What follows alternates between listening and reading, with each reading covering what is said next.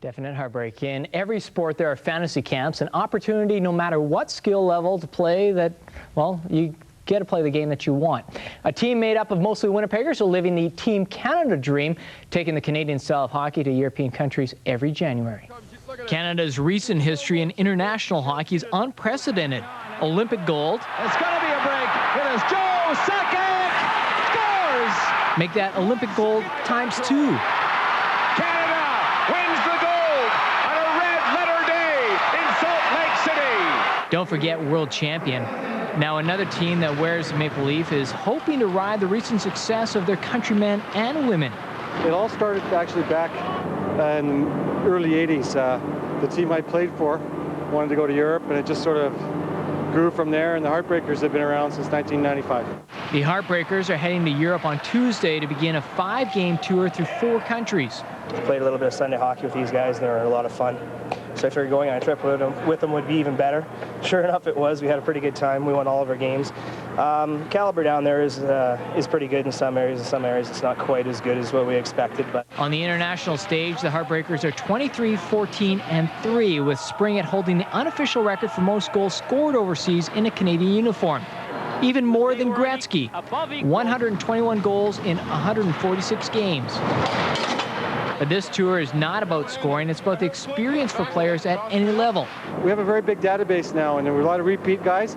This trip has, I think, 12 or 13 repeats and 3 or 4 new guys, so finding a player is never hard. This will be the 9th tour, and over time, the Heartbreakers have taken their game to 12 different countries over that span. Each player getting something unique to themselves out of it. we played one team last year, and it was almost a brawl out on the ice. I guess they wanted to play some old-time Canadian hockey, and they started pretty good, but we had to finish them off, so it wasn't too bad. But after that, we all go out, we all go for dinner and sit with the team and intermingle pretty much the whole night, and it's quite an experience. I think each player gets his own idea. Like some players like the sightseeing, some players like the games, some players like the camaraderie in the bus and everything else. Every player has his own idea what he wants, and everybody gets, I think, what they want out of the trip.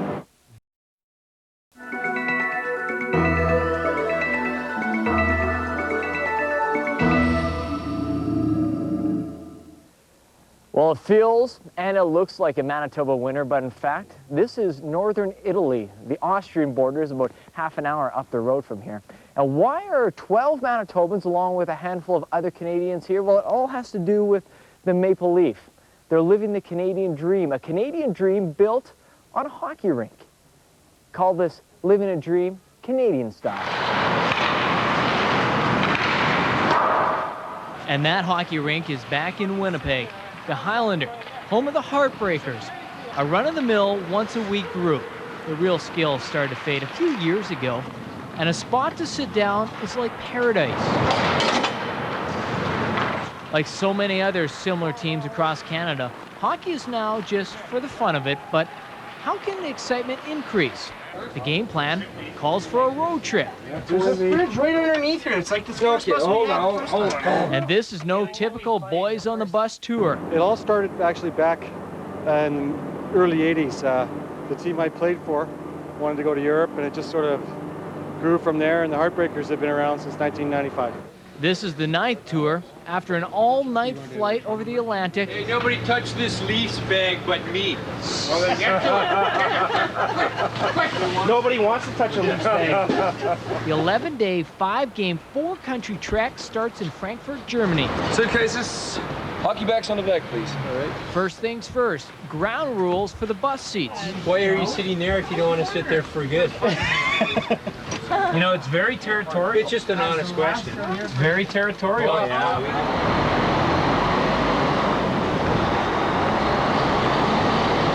Next order of business is a bus ride to Heidelberg, Germany. It's the Heartbreakers' home for the next 3 days. The city is more than 700 years old, but it's alive with the life of the university. And after the opening team dinner, the city is now alive with the heart of Canadians. Before the grind of the on-ice action begins, a little R&R. The Heartbreakers would trade their hockey equipment for the equipment of your typical tourist. Really amazing what he did in 36 years, considering every single thing is handmade. Every stone is handmade.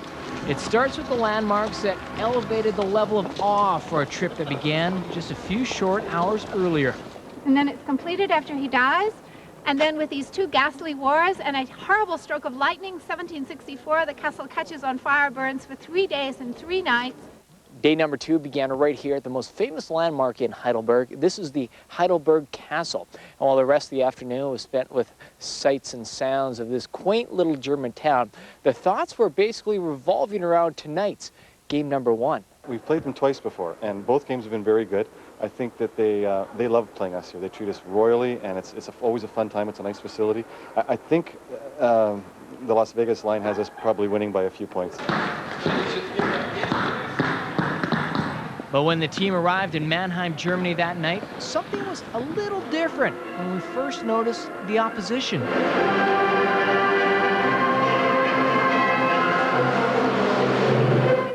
But this is something we should have expected, because this is the home rink for an Olympic champion. Right off the bat, beautiful combination, triple toe, double toe.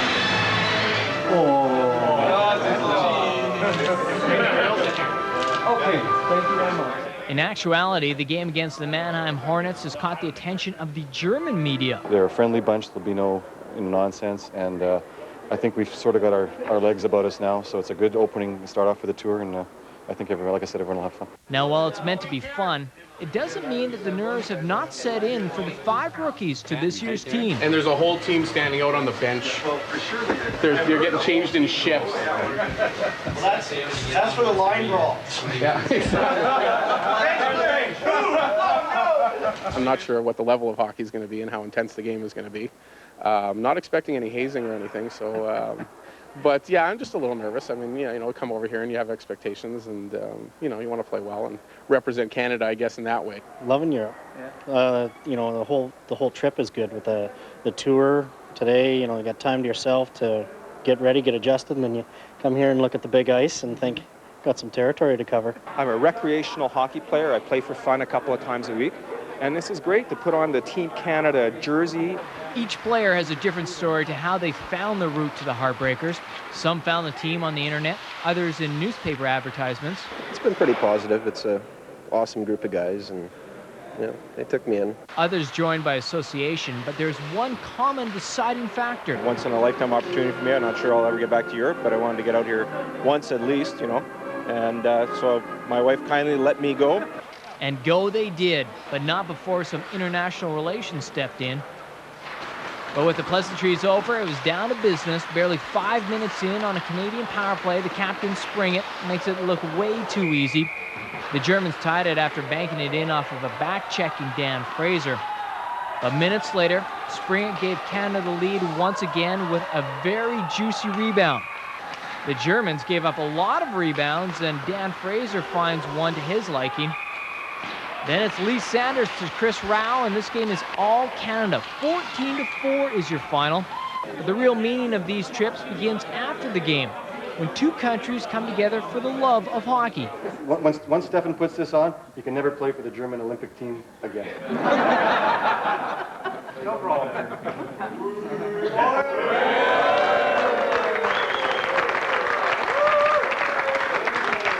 Played now the Heartbreakers 3 times. I mean, we lose every time, but that's not the deal. I mean, the funny thing is we meet those Canadian guys always having fun during the game, and we like that very much. Day 3 found the team back in Mannheim, back at the rink, but this time as the guests of honor of the Mannheim Adler.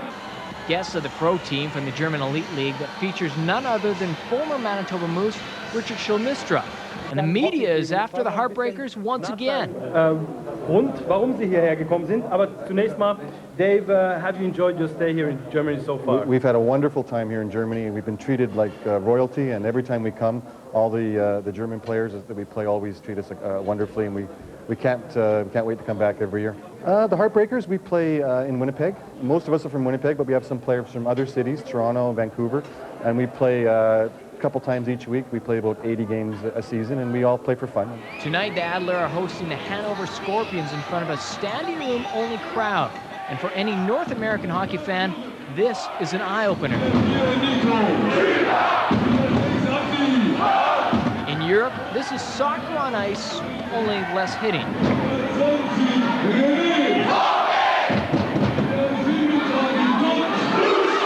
And with the Canadians squished into the masses to watch, the home Adler come back to tie it up and send the game to a shootout.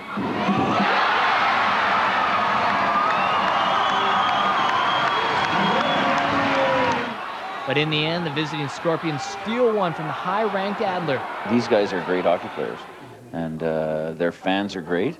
I wish we had that good of fans in Winnipeg. It was unbelievable. 5,000 people, nuts, just crazy. By morning, the bus was loaded, and the team was on its way to Zurich, Switzerland, before making their way to Romanshorn about 45 minutes outside of Zurich for game number 2 against the SFC Bina. Oh, this is a new team. We don't know anything, so we're coming into this stone cold, and we're hopeful it'll turn out okay. Is that a good thing or a bad thing at this stage? Does it matter anymore? It doesn't matter anymore, no, but it's always fun to see these new teams and find out if they're as excited about playing as us as we are about playing them. And the first period is always an adventure, you know, to see what happens.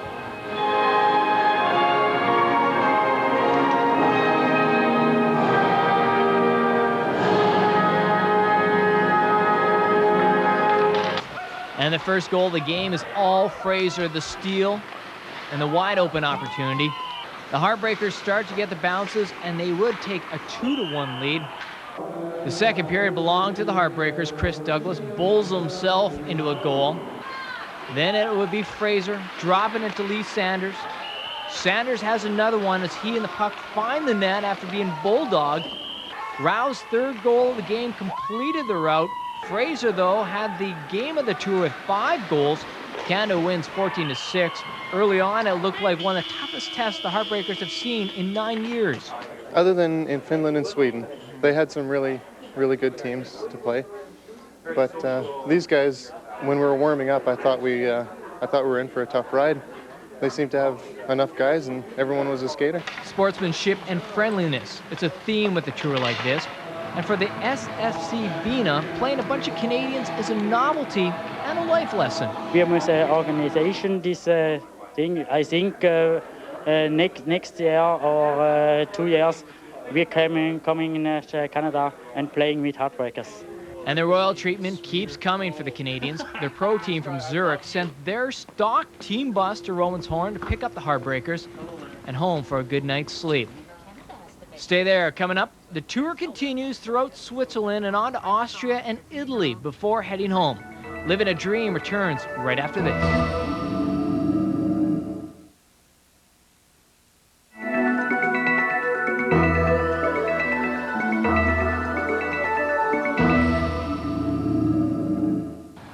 Day 5 begins in Zurich. The Heartbreakers woke up to an historic city of beauty, with the Alps just off the horizon some 60 kilometers away.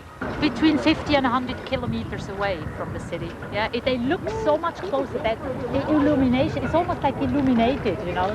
The morning tour took the team back in time with a history lesson about the arch enemy from Austria. And they constantly came and tried to attack us. They wanted to get our land. And so they came also in 1292. There were not enough men in the city, and the women were really desperate, and they took the manners working outside on fields, and they took call that armory in English, the armory, to look like soldiers of the Middle Ages, and they ran up to the hill and stood there close to there looking like a powerful army, and the Austrians left. They thought the Swiss army was ready, you know, and they were just housewives in the armory of the man. And while Zurich is one of the most attractive European destinations, the team was trying hard not to be distracted because Game 3 was slated for later that night. Playing another new team on the tour.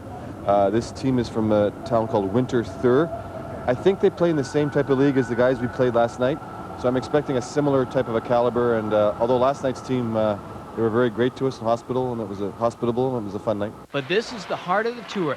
3 games in 3 nights, and with the constant travel through all kinds of countries, it may start to take its toll. I think in the past there's been a lot of guys that have taken a lot of late nights, and that hasn't been as prevalent on this trip so far. Although the trip is still young, so so by the end of the tour we may have to change our game approach from run and gun to dump and watch. So now it's on to Winter Thur and yet another cordial welcome. Prior to getting shell-shocked, Winter Thur started off pressing right off the opening face-off and a goal. After goal, and after goal. the Canadians were in a huge hole. Even the fans knew there was a little bit of trouble. But it was time to refocus, which began by wearing down Winterthur with a ferocious forecheck. Finally, something to celebrate. 3-2 in the forecheck led to a complete comeback. Sanders adds to his total. He ties the game 3-3. But here comes the home team again off the turnover. The Canadians were in for a game. Back to the plan of a heavy forecheck. Trevor Wallace from Alberta has his first of the tour. But every time the Canadians answered, the Swiss just turned it up one more notch. By the third period, the Swiss were tired and the Canadians were finding a brand new stride. The shootout would end 12-9. The Heartbreakers improved to 3-0. It was typical Canadian hockey. That was our first impression. In the first 5 minutes we saw, okay, those are Canadians, we have to hook on that. You know, they are so fast, we thought we got a flu. No, they change a lot, they cross, they moving a lot, they have really a nice system. What did the rest of the team think of when they found out that a bunch of Canadian old-timers were coming here? They were scared. Really? No, a lot of discussions. Oh, Canadians, oh, are they good? How they play? And, you know, of course, a lot of respect. Stay right there. The 3-0 Heartbreakers wake up to another moving day as it's on to Austria. Will the travel finally take its toll? Living a Hockey Dream continues right after this.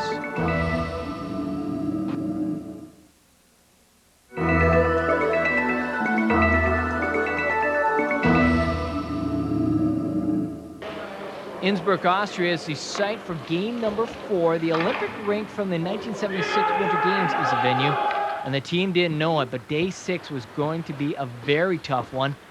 But it's something the veterans are used to. One thing I like to do is play hockey. Yeah.